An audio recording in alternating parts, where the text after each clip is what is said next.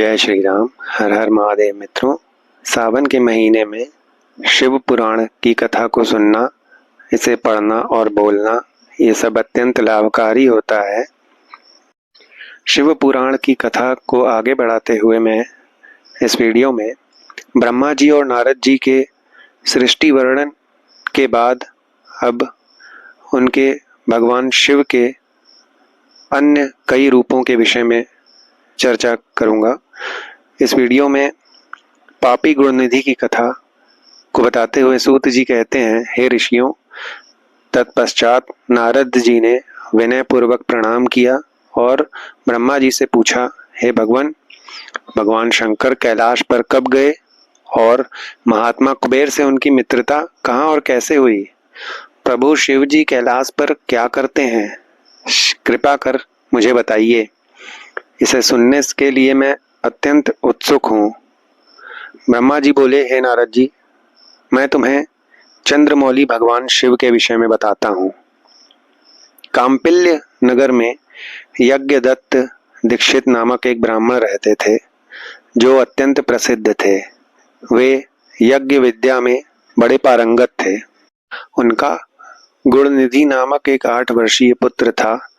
उसका यज्ञोपवीत हो चुका था और वह भी बहुत सी विद्याएं जानता था, परंतु वह दुराचारी और जुआरी हो गया।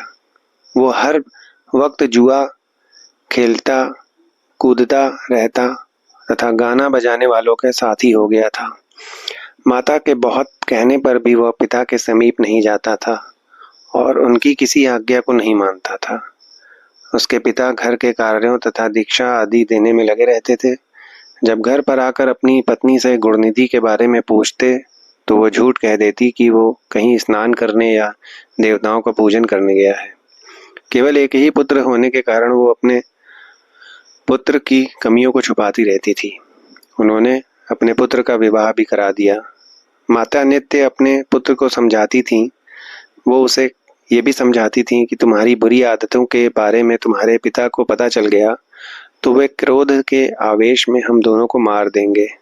परंतु गुणनिधि पर माँ के समझाने का कोई प्रभाव नहीं पड़ता था। एक दिन उसने अपने पिता की अंगूठी चुरा ली और उसे जुए में हार गया। दैव योग से उसके पिता को अंगूठी के विषय में पता चल गया।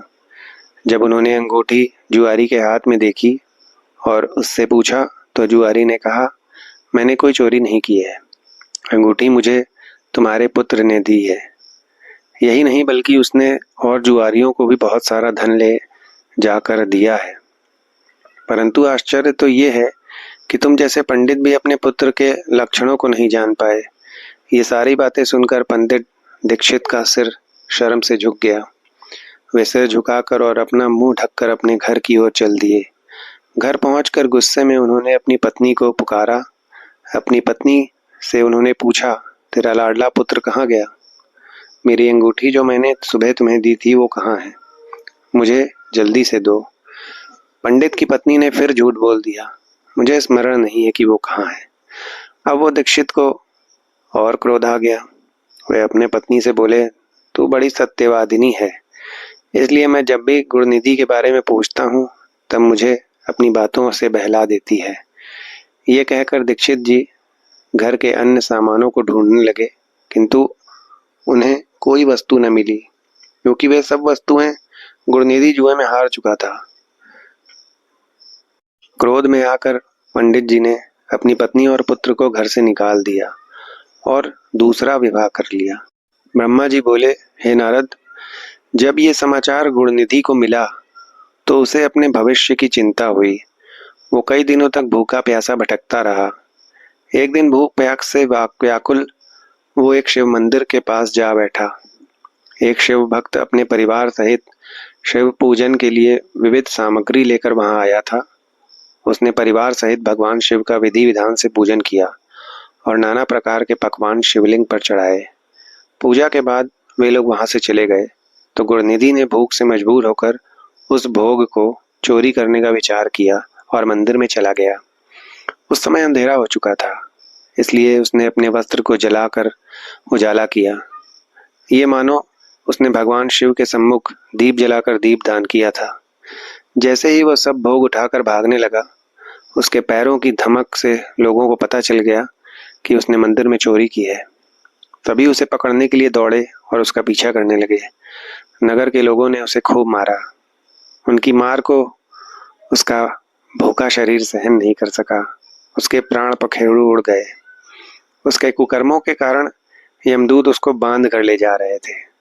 तभी भगवान शिव के पार्षद वहां आ गए और गुणनिधि को यमदूतों के बंधन से मुक्त करा दिया। यमदूतों ने शिवगणों को नमस्कार किया और बताया कि ये बड़ा पापी और धर्म कर्म से हीन है। ये अपने पिता का शत्रु भी है। इसने शिव जी के भोग की चोरी भी की है। इसने बहुत पाप किए हैं, इसलिए ये यमलोक का अधिकारी है। इसे हमारे साथ जाने दें ताकि विभिन्न नरकों को ये भोग सके। तभी शिवगणों ने उत्तर दिया कि निश्चय ही गुणनिधि ने बहुत से पाप कर्म किए हैं, परंतु इसने कुछ पुण्य कर्म भी किए हैं जो संख्या में कम होने पर भी पाप कर्मों को नष्ट करने वाले हैं। इसने रात्रि में अपने वस्त्र को फाड़कर शिवलिंग के समक्ष दीपक में बत्ती डालकर उसे जलाया और दीपदान किया। इसने अपने पिता के श्रीमुख से एवं मंदिर के बाहर बैठकर शिवगणों को सुना है और ऐसे ही और भी अनेक धर्म कर्म इसने किए हैं। इतने दिनों तक भूखा रहकर इसने व्रत किया और शिव दर्शन तक तथा शिव पूजन भी अनेकों बार किया है। इसलिए ये हमारे साथ शिवलोक को जाएगा। वहां कुछ दिनों तक निवास करेगा। जब इसके संपूर्ण पापों का नाश हो जाएगा तो भगवान शिव की कृपा से ये कलिंग देश का राजा बनेगा। अतः यमदूतों, तुम अपने लोक को लौट जाओ। ये सुनकर यमदूत यमलोक को चले गए। उन्होंने यमराज को इस विषय में सूचना दे दी और यमराज ने इसको प्रसन्नता पूर्वक स्वीकार कर लिया। उसके बाद गुणनिधि नामक ब्राह्मण को लेकर शिवगण शिवलोक को चल दिए। कैलाश पर भगवान शिव और देवी उमा विराजमान थे। उसे उनके सामने लाया गया। गुणनिधि ने भगवान शिव उमा की चरण वंदना की और उनकी स्तुति की। उसने महादेव से अपने किए गए कर्मों के बारे में क्षमा याचना की। भगवान ने उसे क्षमा कर दिया। वहां शिवलोक में कुछ दिन निवास करने के बाद गुणनिधि कलिंग देश का राजा अरिंदम के पुत्र दम के रूप में विख्यात हुआ। हे नारद, शिव जी की थोड़ी सी सेवा भी उनके लिए अत्यंत फलदायक हुई। इस गुणनिधि की चरित्र को जो पढ़ता या सुनता है उसकी सभी मनोकामनाएं पूरी होती हैं तथा वो मनुष्य सुख शांति प्राप्त करता है। गुणनिधि जैसे महापापी को कुबेर पद की प्राप्ति को देखकर नारद जी ने प्रश्न किया, है ब्रह्मा जी, अब आप मुझे ये बताइए कि गुणनिधि जैसे महापापी मनुष्य को भगवान शिव द्वारा कुबेर पद क्यों और कैसे प्रदान किया गया।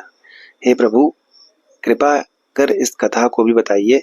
ब्रह्मा जी बोले, नारद, शिवलोक में सारे दिव्य भोगों का उपभोग तथा उमय महेश्वर का सेवन कर वो अगले जन्म में कलिंग के राजा अरिंदम का पुत्र हुआ। उसका नाम दम था। बालक दम की भगवान शंकर में असीम भक्ति थी। वो सदैव शिव जी की सेवा में लगा रहता था। वो अन्य बालकों के साथ मिलकर शिव भजन करता था। युवा होने पर उसके पिता अरिंदम की मृत्यु होने के पश्चात दम को राज सिंहासन पर बैठाया गया। राजा दम सब ओर शिव धर्म का प्रचार और प्रसार करने लगा। वे सभी शिवालयों में दीपदान करते थे। उनकी शिवजी में अनन्य भक्ति थी।